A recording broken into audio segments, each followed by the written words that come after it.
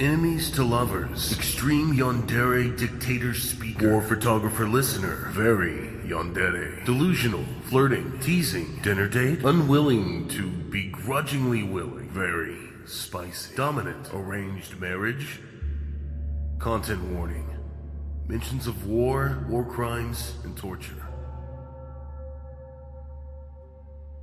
You've been chasing him since the war began. A tyrant with a face no one has ever seen. Every day under his rule comes with more atrocities.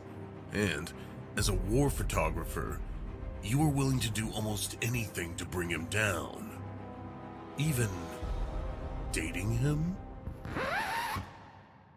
Actually, let's move back a tick. You are dragged through an exquisite mansion by 2 armed guards and tossed before a man you've been chasing for years now. The monster with no name. He looks down at you from what almost looks like a throne. Ah, my little photographer. After all this time, I finally get to speak with you, face to face. What do you think, dear? You're finally seeing me with no mask. Was it worth the build-up? He laughs and gestures to his guards, who step back.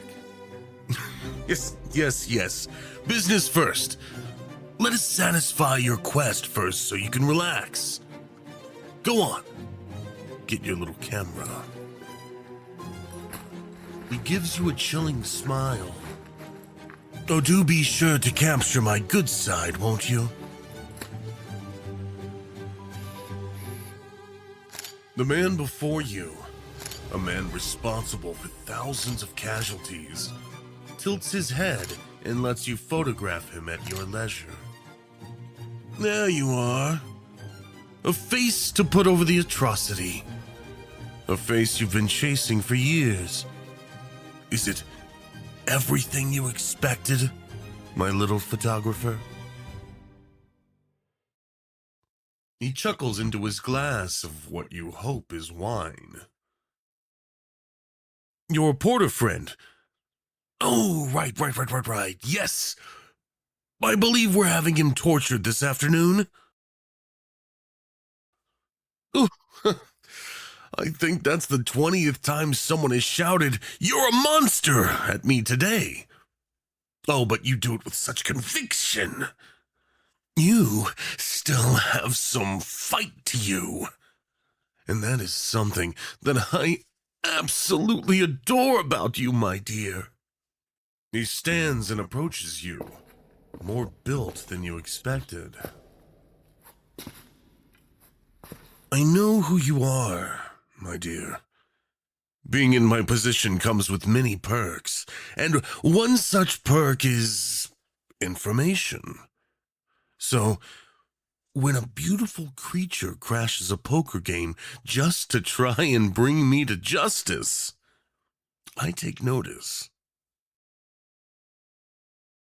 Yeah, that was 3 years ago. You're so right, my dear. 3 years on the dot, actually. He turns your head to look up at him and smiles a sickeningly sweet smile. Happy anniversary, baby. Don't worry about forgetting. I know we're still in the honeymoon phase. Oh, I think we are a couple. I really do. We've been chasing each other for years. We send each other little gifts. He smiles coyly. Are assassinations not considered gifts any longer? Perhaps I'm a bit out of touch. Regardless, I believe my point still stands. And if it doesn't, then I'd like to propose something. Guards, leave us if you please. I'd like some time alone with my darling.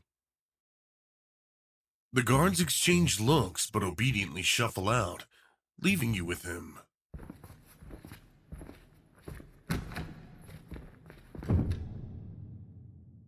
Now, can you stand? Good.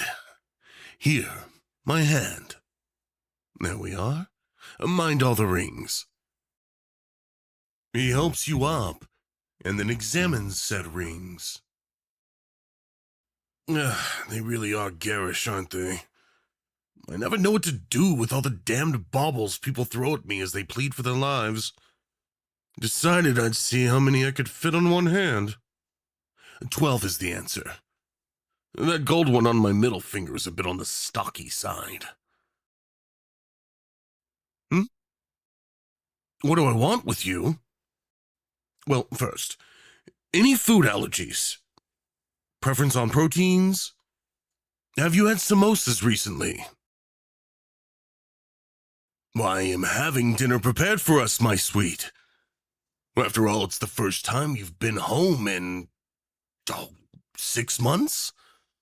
Or are we going to ignore the time you scurried about in my vents trying to find all that icky, nasty intelligence in that boorish little briefcase? He leans closer, eyes just a little crazy. Just a little. Just leaning a bit closer, my dear. Why are you shaking? Oh, no. No. I never hurt you. How could I? You've become like a stray cat that scampers by every so often. You hiss and spit and claw and bite, but I still can't help but be fond of you. I can't help wanting to pick you up and snuggle you and feed you until I'm your favorite human. Your only human. He smiles as you try and rage at him, idly flicking some of the hair from your face. Yeah. I am the worst. I know. Bit of hair in your face, love. Bloop. I got it. Now, what were you saying? Something about me being the devil incarnate. It's fun to say. Devil incarnate. You give it your all, trying to break through to this tyrant, this monster.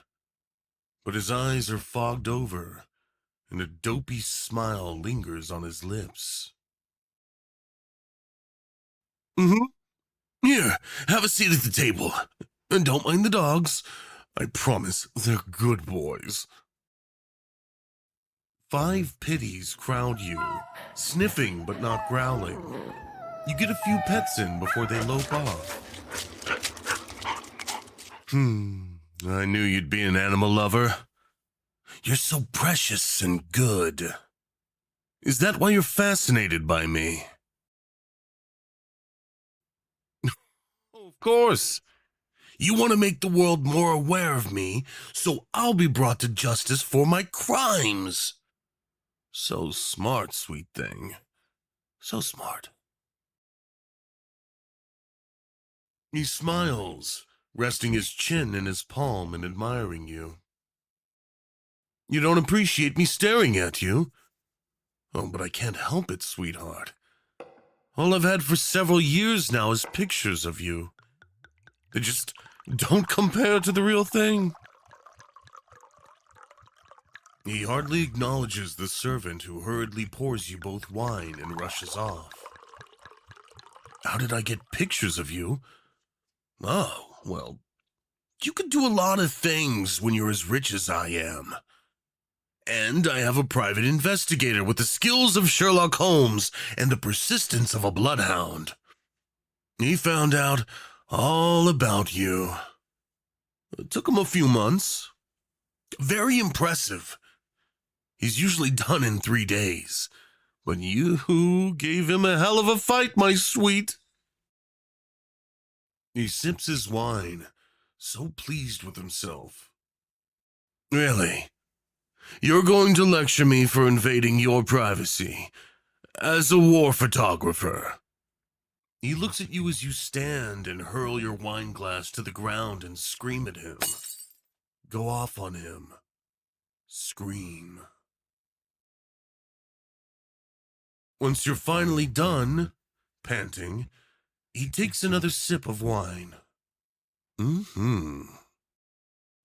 Well, that was quite the explosive rant. And you've seen such horrifying things that you assume fall solely at my feet. Now, tell me, what do you want me to do about it? He snorts.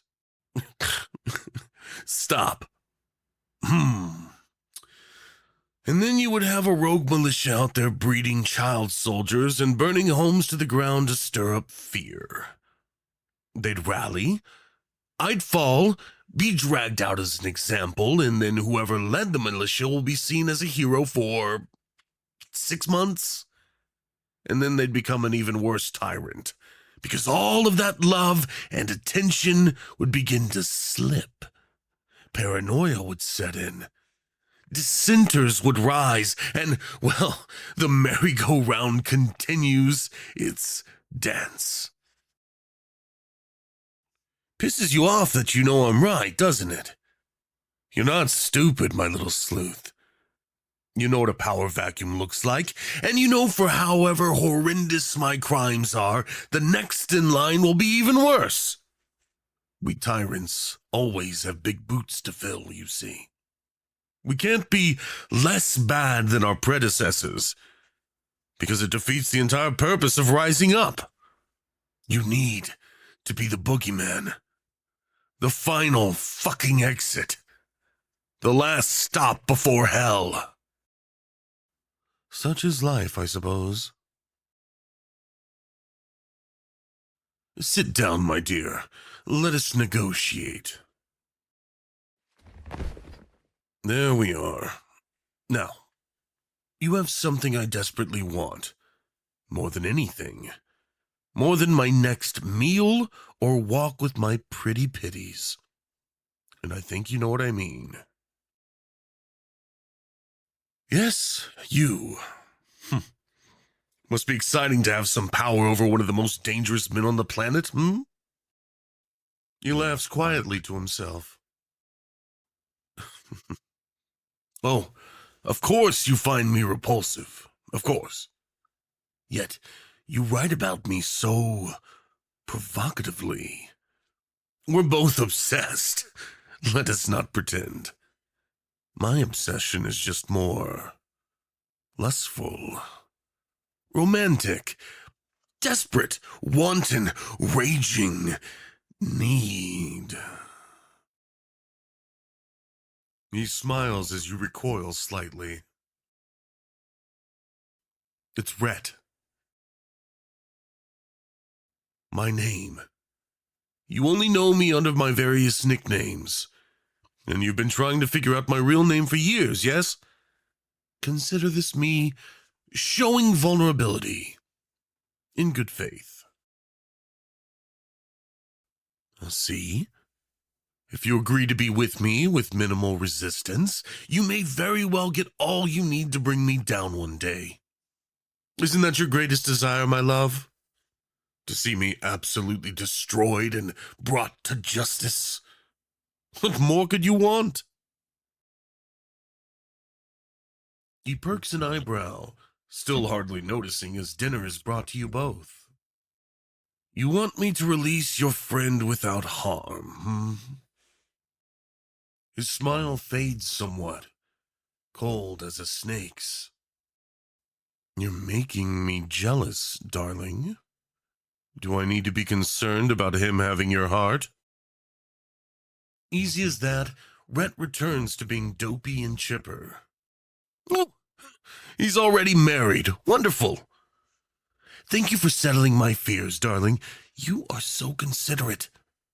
Such a great communicator. This lobster is excellent. You really should try. He sighs and rolls his eyes dramatically. Fine. I'll have him released, untortured and unharmed, after supper. Is he afraid of pit bulls? Tremendously, you say? Well, then I'm sure the Pity Pit crew would love to. Fine. You're worth not spooking someone to the point of pissing their pants. Would you pass the butter, please? Ah, thank you, lovely. So nice to have you home for supper after so long. You don't know how you're going to get out of this, but you hope it doesn't involve a pissed-off Pity Pit crew. To be continued? Hey, AJ here. Did you like that audio? Well, hit that like button down below, or subscribe if you haven't. I mean, what are you waiting for? You want me to beg for it? All right, please, please, please give me what I want. What I need. Thank you. Did that work? Hey, don't click away. Hey, stop it. Hey.